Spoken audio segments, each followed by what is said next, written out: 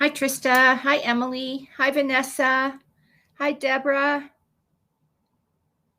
Good morning, everyone. Good morning.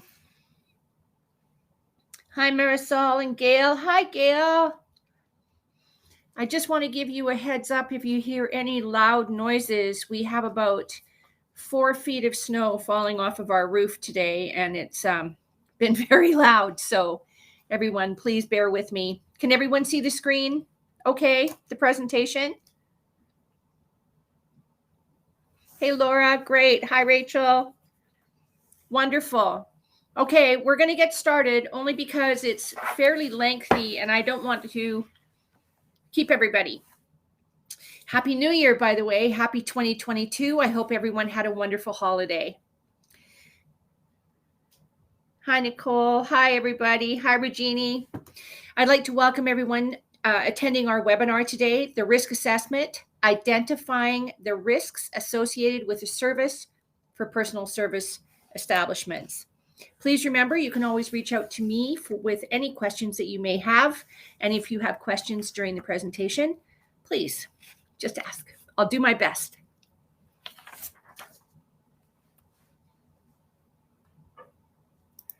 Okay, just one sec. Before offering any type of personal service, a thorough risk assessment or assessment of risk must be performed to evaluate the likelihood of contamination or cross-contamination that could occur during a service. So this risk assessment should be completed for every personal service that you have in your business or that you offer at your business. You only need to do it once unless you change up any of the protocols for that service. Normally, public health would ask you to have this risk assessment completed before you could commence business. Once completed, the risk assessment identifies the appropriate infection prevention and control measures that should be implemented each time the service is offered. And public health. And it doesn't matter what your field of work is. It doesn't matter what your sector is. Usually public health requires that you do a risk assessment for each service. And it's not just about COVID. Please understand, when we speak about infection control, it's not just about COVID. It's about every infectious agent out there, every virus, bacteria, fungi, everything.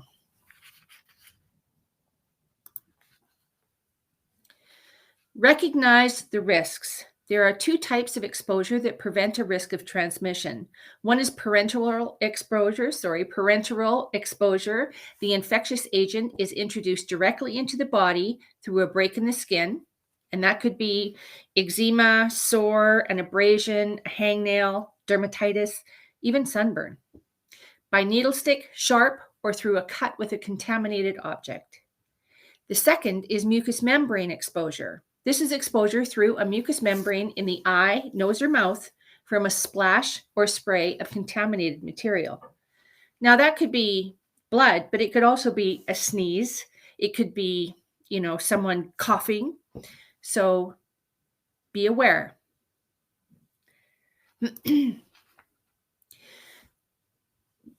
Public health and the risk assessment. The risk assessment includes determining the potential for contact with blood, bodily fluids, or mucous membranes, any exposure to contaminated equipment or surfaces, and any exposure to non-intact skin. I found that when I did this exercise, it allowed me to really understand how easily contamination and cross-contamination happens. And of course, once I understood that, it was easy to understand what controls I had to put into place to protect everyone. Services that should be assessed include clipper cuts, dermaplaning, electrolysis, extractions, eye extensions, facials, fibroblast, foils, haircuts, hair removal, sugaring, waxing, threading, laser, highlights using crochet hook and cap, lash tinting, perming, lifting, etc., makeup application, manicures, microneedling, microblading, microdermabrasion, micropigmentation, nail extensions, pedicures, piercings, shaves, tattoos, vaginal or anal bleaching, vampire facials, and weave installation. These are just some of the services that I have come up with. I'm sure there are many, many, many more. Assessing the service also allows you to determine the category of risk involved during the performance of the service. To accomplish this, first break down each service into steps and then list everything that is used or touched during that service. So that includes when you're putting product out, that includes table covers, it includes everything. So if you break it down step by step, not only is it a great idea to do a risk assessment, it also is a great idea for breaking down your cost of service. So this is about tools, implements, furniture, equipment, products, everything that you possibly touch. This process will also remind you of the additional procedures that should be taken before, during, and after the service, such as, do you remember how to use your aseptic techniques? Because part of those are proper hand washing procedures and proper dispensing of products. Do you remember your PPE requirements and procedures? This includes how to don and doff your PPE. Single-use item procedures, laundering procedures, education requirements. For example, if you're doing microblading, does your staff hold their bloodborne pathogen standard? It has to be renewed annually. It's a really good way to check. Another good class to take is WMIS 2015. However, once you take that, you're pretty much covered. This will also show you how to list your waste disposal procedures. The category of risk determined identifies the level of decontamination required for specific reusable devices, depending on their intended use and the risk to the client. So once again, the category of risk determined identifies the level of decontamination required for specific reusable devices, depending on their intended use and their risk to the client.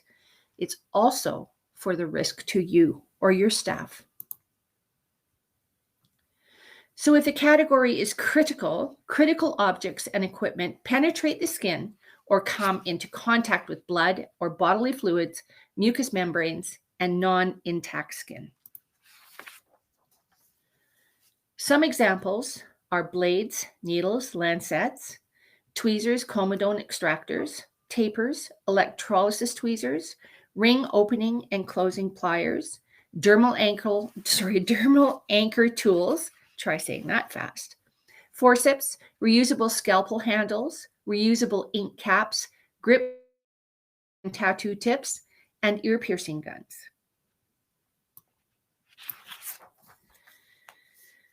Category semi-critical objects and equipment do not penetrate the skin, but may accidentally come into contact with blood, bodily fluid, mucous membranes, or non-intact skin. Some examples of semi-critical objects are clipper blades, tattooing and microblading beds, because the bodily fluids could spray onto the bed, razor handles, nippers, clippers, cuticle scissors, cuticle nippers, any object or equipment used to hold, manipulate, or contact sterile needles, a pusher, probes, holders, permanent attached pin devices, removable tips and caps, tweezers, grater style foot files, microblading, microdermabrasion and microneedling handles, and wands, eyelash extension tweezers, crochet hooks, and weave needles. I'm sorry I'm stumbling this morning. Sorry, you guys. Category non-critical. Non-critical objects have a small risk of coming into contact with blood, bodily fluid, mucous membranes, or non-intact skin. Some examples of non-critical items are calipers, metal spatulas, replacement jewelry for healed piercings, mechanical earlobe piercing devices that use disposable sterile cartridges. I didn't say Inverness or Dr. Pierce, but items exactly like that. Laser heads, tips, wands, shears used to cut hair if the shear has not cut the hairdresser, clipper guards, acrylic tip cutters, cuticle pushers, nail clippers. I'm talking about the little pushy ones. Sorry. Foot files with disposable pads, metal, diamond, or glass nail files, non-circulating and circulating foot baths or tubs, dispensers, heating pads, linens, pillows, supports, hot stones, etc. So you've determined the category of each item. Now it's time to determine the decontamination method. See, it's really not that hard. If it's a critical item, it requires sterilization. If you're going to sterilize, you need preempt CS20 or an autoclave. If it's a semi-critical item, that is a high-level disinfection. It requires preempt HLD5 or preempt CS20.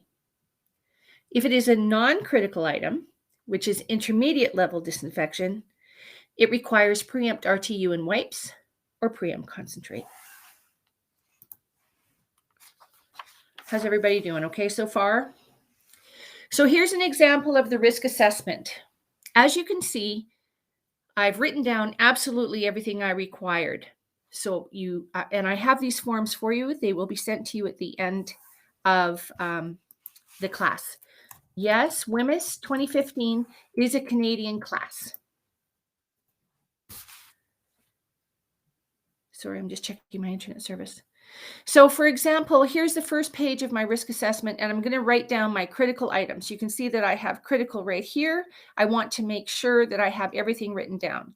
So I'm going to name equipment or instrument. This is where you're going to describe each item used during the service. So I've got lancets and microblading blades. I'm going to say that this is a microblading class. Also, I have underneath a microblading pen. And I'll explain that in a second. The next heading is the cleaning procedure. Well, if I had a lancet or a microblading blade, I would discard them. So I don't have to describe it because it is not applicable. I would just put not applicable here. If I was going to clean my microblading pen, I write down exactly how I would clean that pen, every single step, from running the water to applying soap to the brush, everything. The more information you put in these forms, the happier public health is that you know what it is that you're doing and they're not going to bug you. The next the next column is product and equipment details. In here, you're going to list the brand of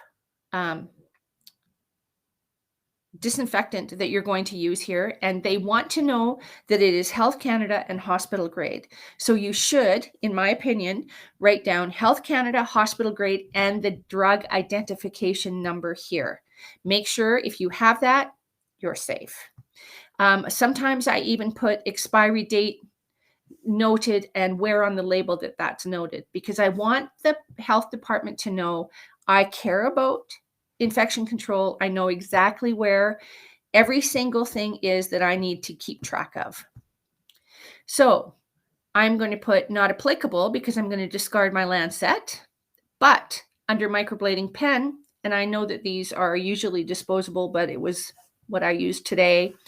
I'm going to write down the steps of decontamination after I have cleaned, rinsed, dried my item. Or you'll notice at the bottom, I also have autoclave, because they want to know that you know that not only can you use CS20, but you can also use an autoclave. When we get to sterilization procedures, they want you to describe how you're going to sterilize it. Well, in this case, for lancets and microblading blades, we're not going to sterilize it. We are going to discard them into a certified sharps container. However, the microblading pen, this is the sterilizing procedure. And in the sanitary storage, they want you to describe how, because we know that after you have decontaminated items, the health department wants you to ensure that you tell them how you're going to store them. So normally it's always the same: store in a covered container labeled decontaminated. All right. So that would be for critical. The same thing is going to happen for our semi-critical or items. Describe each item used, describe the procedure, list the brand, Health Canada, list that it's a hospital grade, list the DIN number. Here I have preempt HLD5, and you're going to describe the procedure of use, and you're going to describe the sanitary storage. This is the same for absolutely every single category. For non-critical, we have preempt RTU, preempt wipes, preempt concentrate, depending on what it is we're going to use. Single-use item used only on one client or one time on one client. Sometimes people don't understand single-use. Yes, you can have one extraction that you have to do and you use it on that single time, but you don't keep using the lancet. So sometimes it's best to say one-time use or disposable one-time use. It depends on you how you write it down, but the clearer you are, the happier public health is going to be.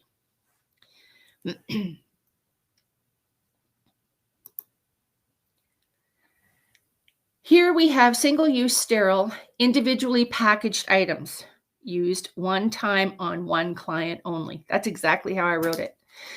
I created this category because it's imperative that public health knows that you do use single-use items. And it's imperative that they do know that you purchase them properly sterilized. Okay. So microblading blades, sterile skin markers, microblading pens, for example, they must meet AST standards. And I think I have included the AST report for you as well. I'm going to check and see. I think it is. I think I included that for you. And store new items in a sanitary bag, box, package, or container, and store in a clean, dry environment. Keep records and inventory of expiry dates. That's really important when you have single-use, sterile, pre-packaged items. Okay, make sure that you keep records of inventory and expiry. And we're going to go through all of this information again when we talk about our bloodborne control plan, bloodborne exposure control plan. This is all part of it. This is your first part of a bloodborne exposure control plan. If you can see here, we have single-use items used one time only on one client. Discard all used single-use disposable items into easy-to-access waste container that's been lined with a plastic bag. All of that, while it sounds wordy, is very important. The health department wants to know that you know what you're doing. And the great part about this is every time you complete one service, you can copy and paste to your next service where you need to put it. It's not that difficult. The first one is the most difficult one to complete. Just put as much information in there as you can. Any questions about these so far, these forms? No, we're going to be really quick today. Good. So when you have critical items and they need to be sterilized, you need to use CS20 or an autoclave. When you're using CS20, it's really important that after you take them out of the CS20, your items, rinse them, dry them, try to store them in steri pouches if possible. Because anytime you take a sterile item out of a liquid, it's not really considered sterile anymore. It's high-level disinfected.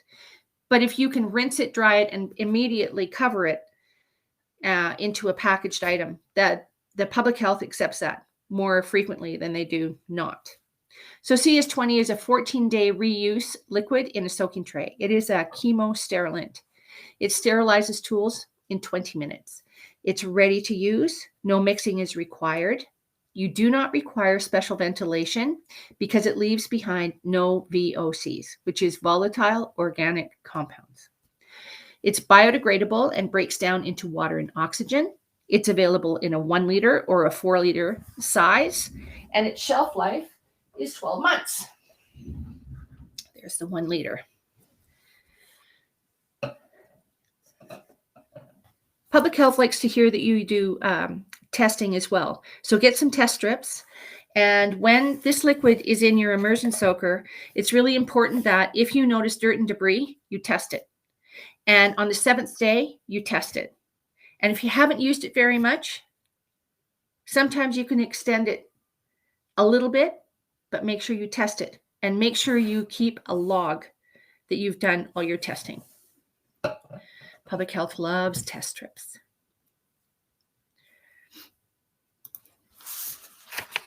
For semi-critical, we're going to use HLD5.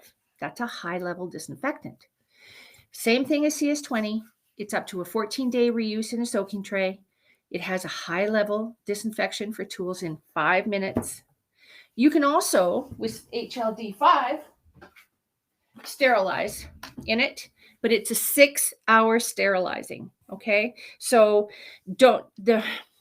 you can make sure that you do not leave your tools in here any longer than it is specified by the label. So for example, both CS20 and HLD5, 20 minutes first soak, take them out.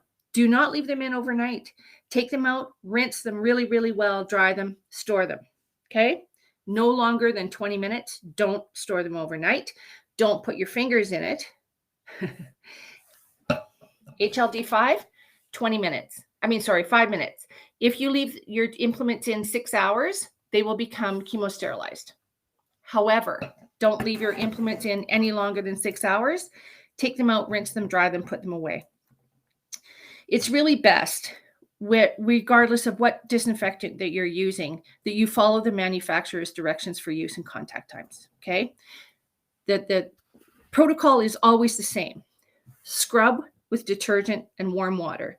Rinse really, really well to remove any form of residue, because we don't want a chemical reaction between lye or any kind of product that's in the soap and the hydrogen peroxide. Dry your implements really, really well, because we don't want to dilute any of the liquid in the immersion soaker. We want to keep that immersion soaker liquid pristine, as clean and as pristine as we can.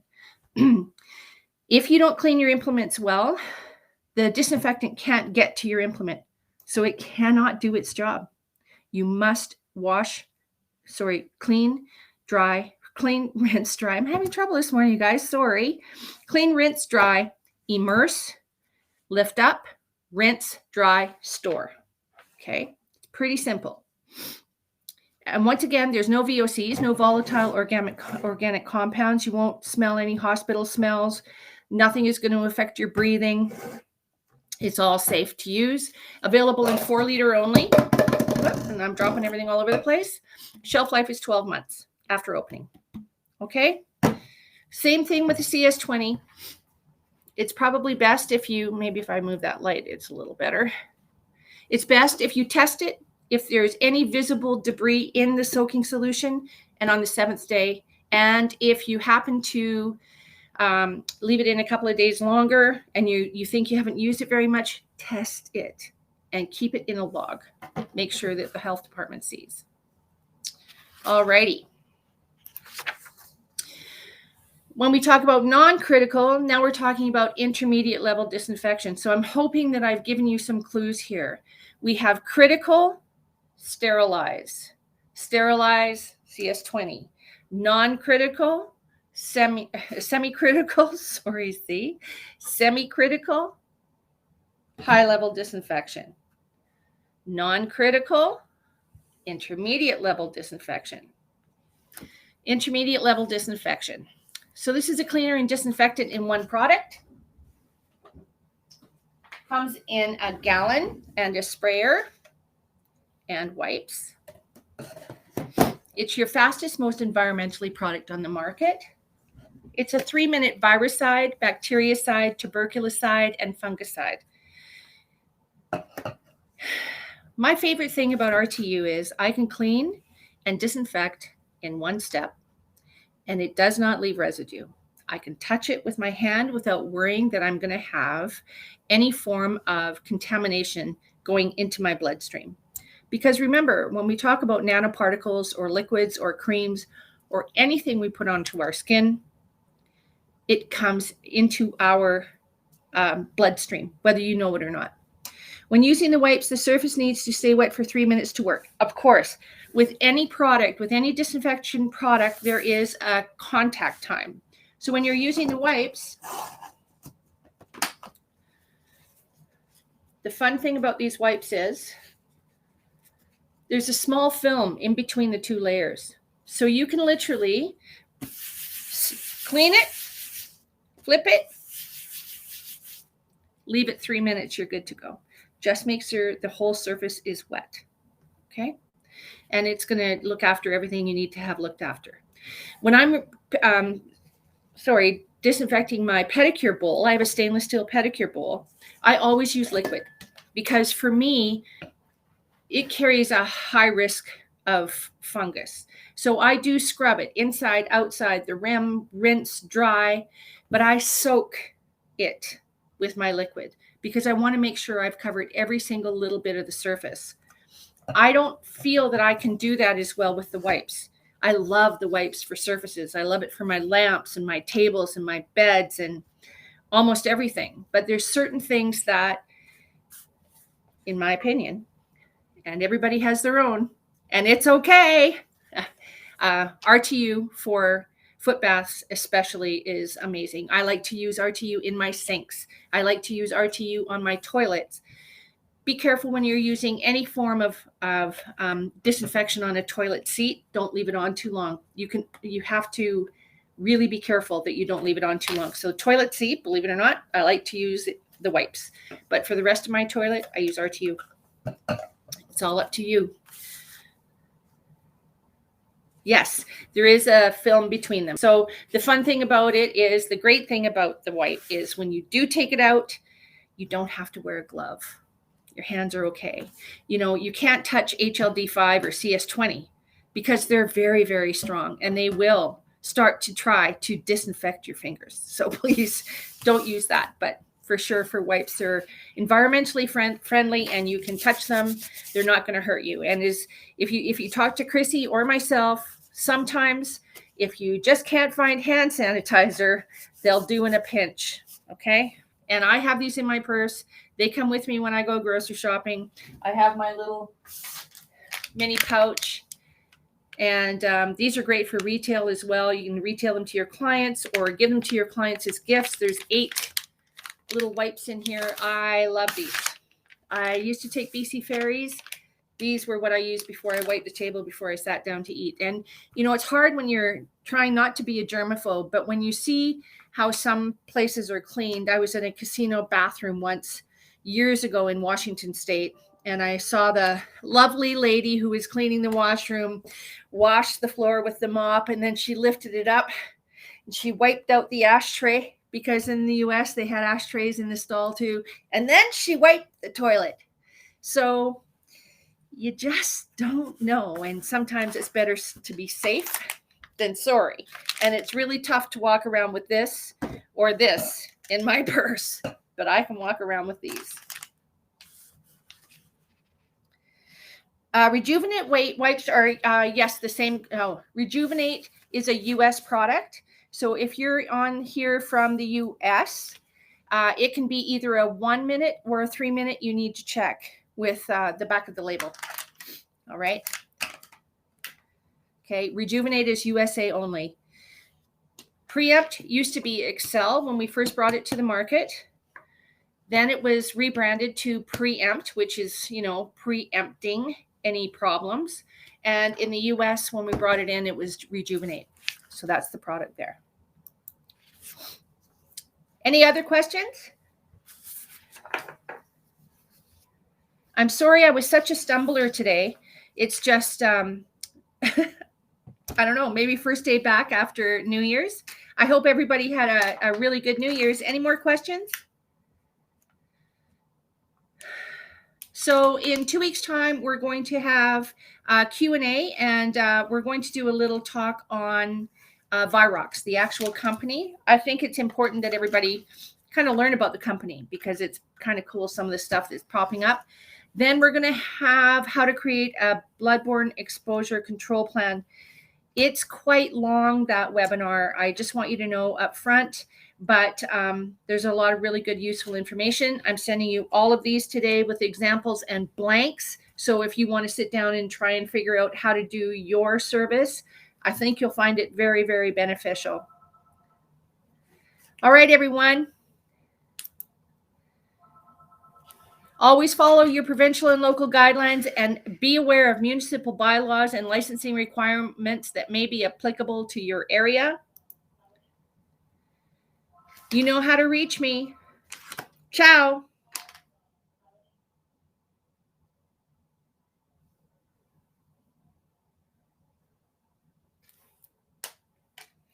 Rejuvenate and preempt are yes. They're both made of hydrogen peroxide. Yes. You're very welcome. Hopefully I'll have it together next time and I won't be such a stumbler. Preempt is not sold in the US. It is the brand name Rejuvenate in the US. It's the same, it's a similar product, but in the US it has to be FDA and EPA approved. So it has to be Federal Drug Administration. Usually it's the Environmental Protection Act first. But yes, it's the similar product, but the ingredients may be a little different because of the requirements from the Environmental Protection Agency. Thanks, Angela. Ciao. Ciao, ciao. I did. Thank you. It's because I was up all night listening to the snow fall off my roof. Big cracks of thunder. Bye, Leandra.